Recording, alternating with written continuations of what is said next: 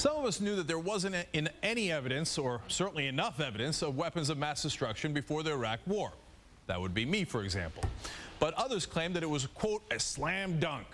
One of the most questionable sources of information on Iraq was a guy that was so shady they called him Curveball. He was an Iraqi defector who told investigators that Saddam Hussein had secret biological weapons program. And guess what? He's now finally admitted he made it all up. Here's what Curveball told The Guardian, quote, they gave me this chance. I had the chance to fabricate something to topple Saddam's regime. Curveball originally told the story to German intelligence officials well before the Iraq War started. And they knew he was full of it, and they didn't care what he said or what he had to say until someone in Washington wanted information, bogus or not. Now listen to what Curveball says about that. Quote, the German intelligence knew in 2000 that I was lying after they talked to my former boss, Dr. Basil Latif, who told them there were no mobile weapons factories, bioweapons factories. Then all of a sudden, in the run-up to the 2003 invasion, they came back to me and started asking for more details about what I had told them. I still don't know why they then passed on my information to the CIA and it ended up in Powell's speech. I know.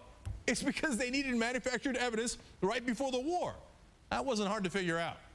Now, here's Powell in 2003 explaining how the U.S. knew Saddam Hussein had mobile production facility that made biological agents. The source was an eyewitness, an Iraqi chemical engineer who supervised one of these facilities. He actually was present during biological agent production runs.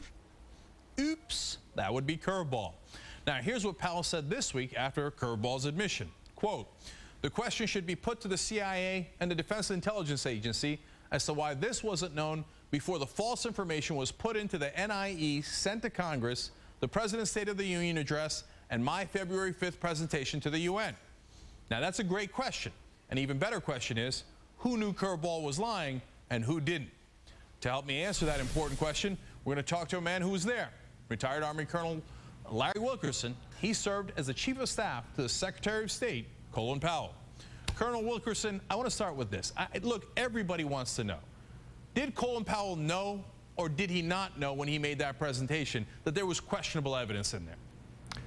I lived cheek and jowl with George Tenet, the Director of Central Intelligence, and his intelligence deputy, John McLaughlin, for 5 days and 5 nights.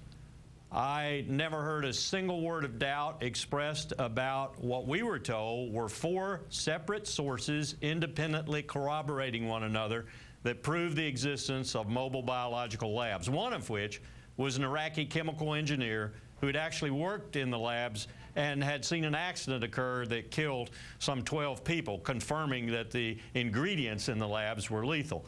That's all we were told. And what I've found out since, much of what you've just reiterated, makes me very angry. So that leads to the question of, do you think you were flat out lied to?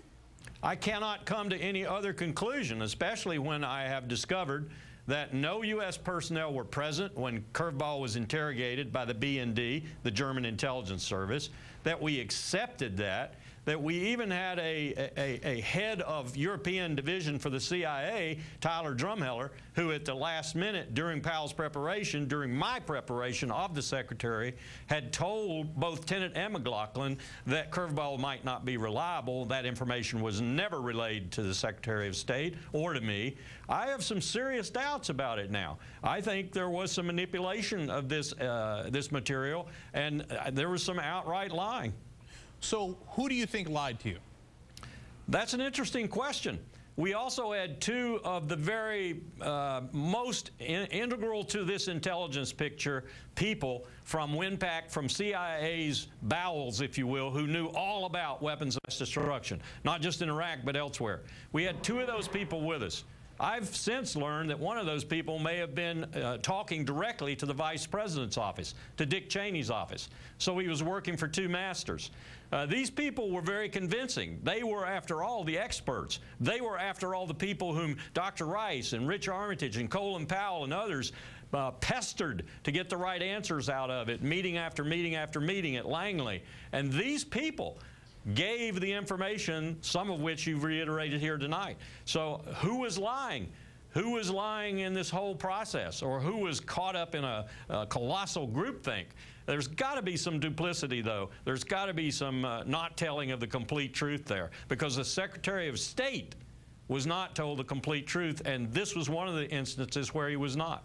Do you think the Vice President's office manipulated you and Secretary Powell into giving a speech?